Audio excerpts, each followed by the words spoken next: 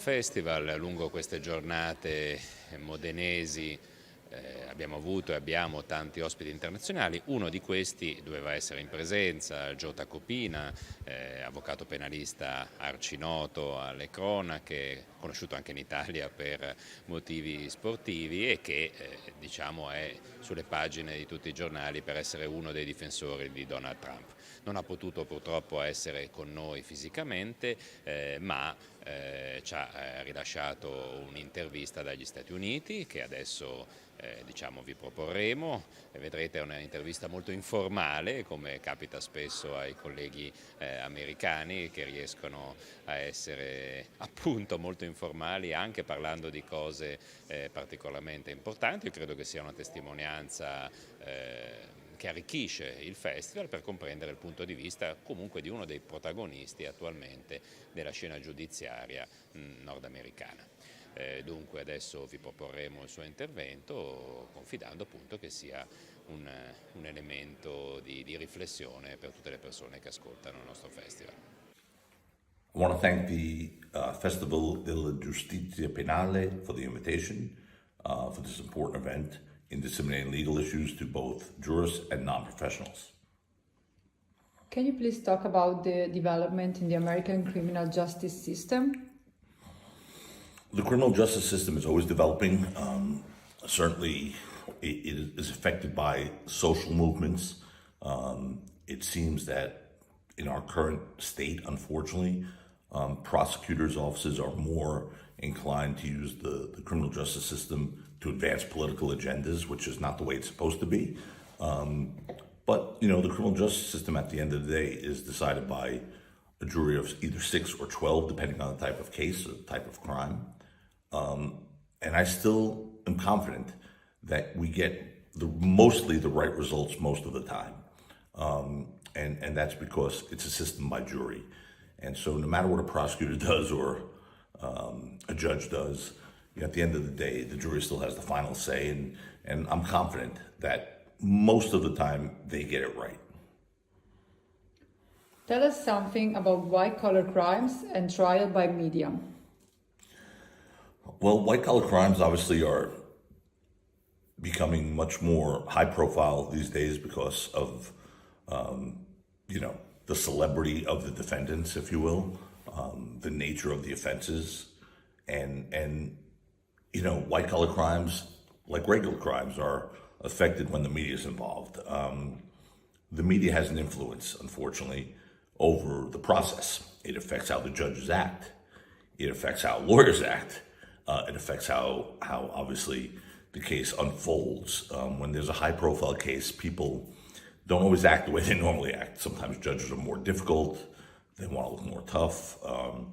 Sometimes prosecutors are less likely to be balanced and they want to look more aggressive. And sometimes defense lawyers, do things that they wouldn't normally do, but for the fact that there's the press or camera watching them. And that leads to some bad conduct. And of course, when you have the media nowadays, that everything is saturated by the internet and you can find news about anything anywhere in 1 second, you have to be concerned that the jurors or potential jurors are being so influenced by what they're reading in the press that it's going to affect how they are as jurors. They're supposed to be, without bias, without partiality. They're supposed to come in as, jurors of the facts and not bring in anything into that jury room that would resemble an agenda or a pre-existing belief one way or another of the defendant's guilt.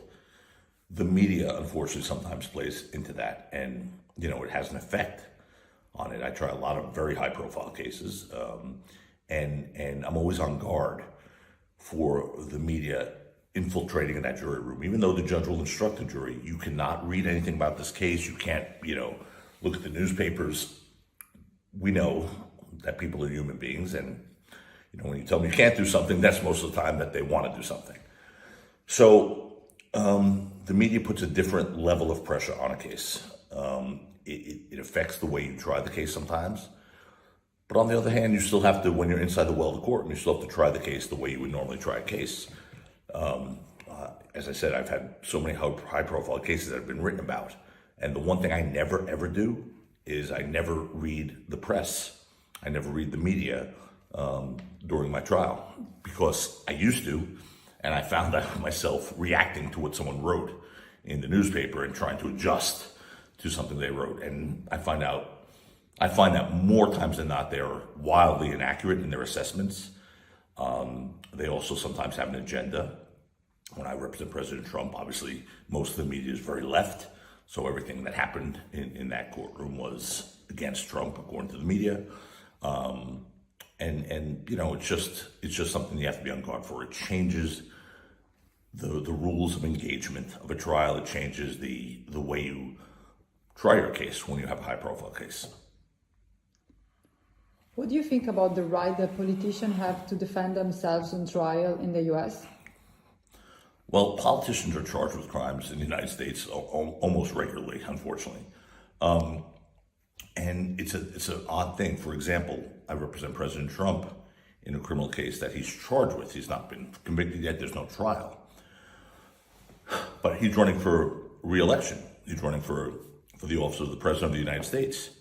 So he's got to be able to defend himself publicly when he's out there on the campaign trail. He's got to be able to speak about his case. Normally, you don't want the defendant, the citizen accused, speaking publicly about the case, because that can be used against them. And judges frown upon that. But it's very different when you're a politician, especially when you're someone running for the office of President of the United States. It's very, very different, where you're in a position where you're campaigning, and journalists or constituents or potential voters ask questions, maybe about your case. You have to be able to, you can't say no comment. You have to be able to respond. And that's where there's, again, a sort of a perfect storm of what is normally done and what is done when you have a politician who's charged with a crime. Which do you think could be prevention and remedies of miscarriage of justice in the US? Prevention and remedies of miscarriage of justice in the US. Well, you know, right now we're on a very, very dangerous trend, where I think a lot of prosecutors, particularly local prosecutors who are elected by, you know, their constituents, are either Republican or Democrat. And what I'm seeing a trend now is that prosecutors, for example, in New York, we believe District Attorney Alan Bragg has politicized his office, has weaponized his office to pursue a political opponent, Donald Trump. When he was running for district attorney, he actually made one of his campaign promises that he would get Donald Trump. When you think about that from an intellectual standpoint, that doesn't make sense, because he's not the district attorney. He's a private citizen running for office. Yet he's already determined, before he's a prosecutor, that he is going to get Donald Trump. That's not how it's supposed to be. That's how it was in Nazi Germany or the Soviet Union, Communist China, where you pick the target and then you find the crime. It's supposed to be the crime arrives by way of a complaint or an investigation, and then you find those responsible. So I think right now the justice system is in a little bit of a problem, because politics have now entered into the justice system. And when I was a prosecutor early on in my career, and even as a defense attorney, it never felt that way. There was never a political bend to a prosecution. It was based on law and order and justice, and sometimes they were right and sometimes they were wrong. But we're in a different ballpark right now. We're in a place where, you know, people are being prosecuted because of political positions, where prosecutors are using their office, which is supposed to be independent of politics, to pursue political opponents. And we're heading down a bad road in the United States, and that's one thing we have to do to fix it. The other issue of miscarriage of justice, I'm involved in something called the Reform Alliance, which, when I represented an entertainer named Meek Mill, who was constantly being violated for minor parole violations and probation violations, and put back in jail time and again. You know, Meek Mill was wealthy enough to afford lawyers that were willing to fight and fight hard. And we did, and we eventually got him out of jail and his case dismissed. But there are a lot of people in jail who don't have the financial ability to do that. And they get run over by a system that's a little unfair. That's a little bit of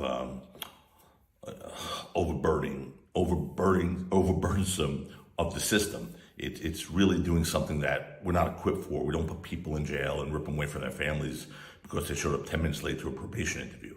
But that's what's been happening a lot, and we're trying to sort of change that. Look, serious crimes should be prosecuted, and serious offenders should be punished.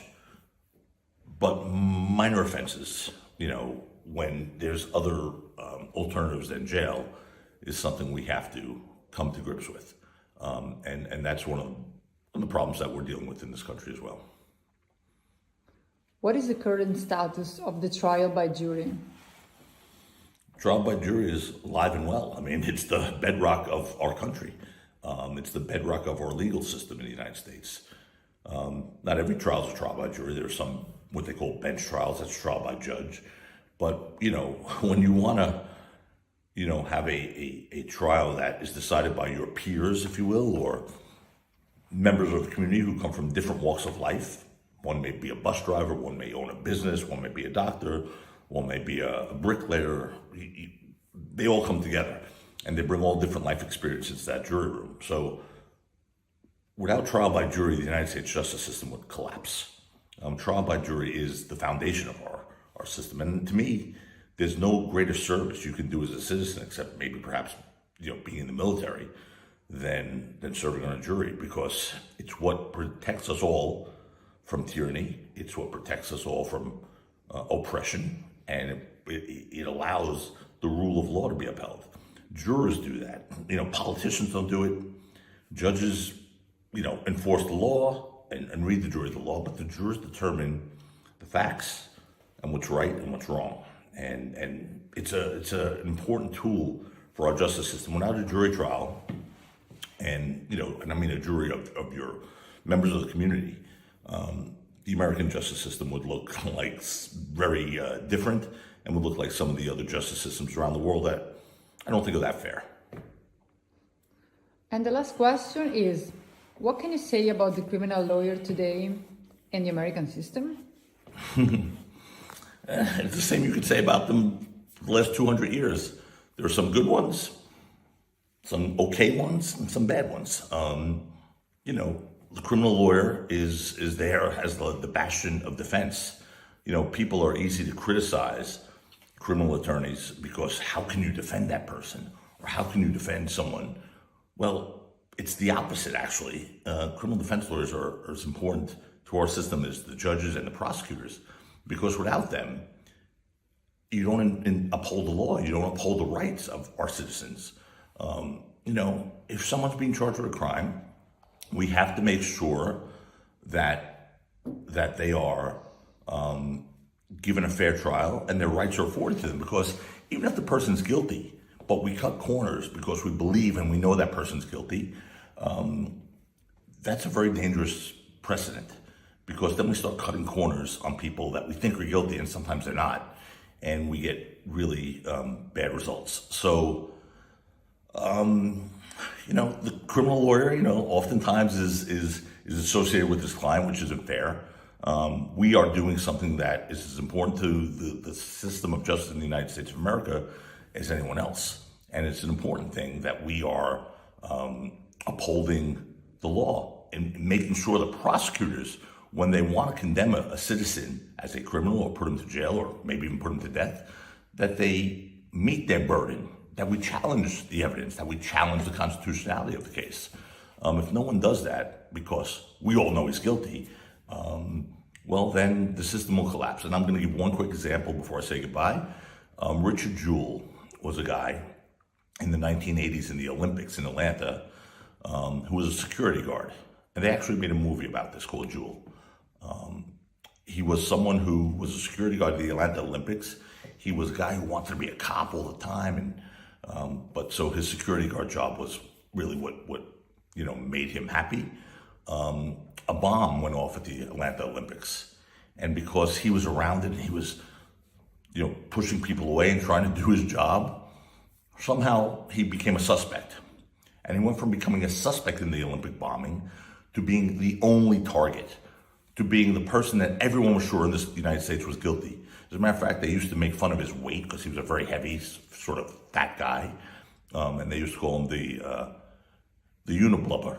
I mean, to make fun of his weight, blubber, and Unabomber was another bomber in the United States, so they called him Uniblubber. And they mocked him, and there was not a person in the United States of America who thought he wasn't guilty. And it turns out he was not guilty. The police jumped to conclusions, the FBI jumped to conclusions, and they decided he's the guy, and then they looked for evidence to support it. It turns out he was completely innocent. He was actually a hero, and his life was destroyed. You know, I mean, he was demonized, vilified, and he died soon thereafter of a heart attack. That was sad because we didn't follow our rules, which is to presume someone innocent until and unless they're proven guilty. So the defense attorney in that case, who actually was brave enough to take on that case when no one else would, was a hero because he actually made sure justice was upheld. Maybe too late, but it was. So that's why the role of the defense attorney in the United States is very, very important. I just want to thank you all for having me. Sorry for my casual attire. I'm not in my court uniform right now, but I want to get this video to you as soon as possible. So thanks for having me, and good luck and goodbye.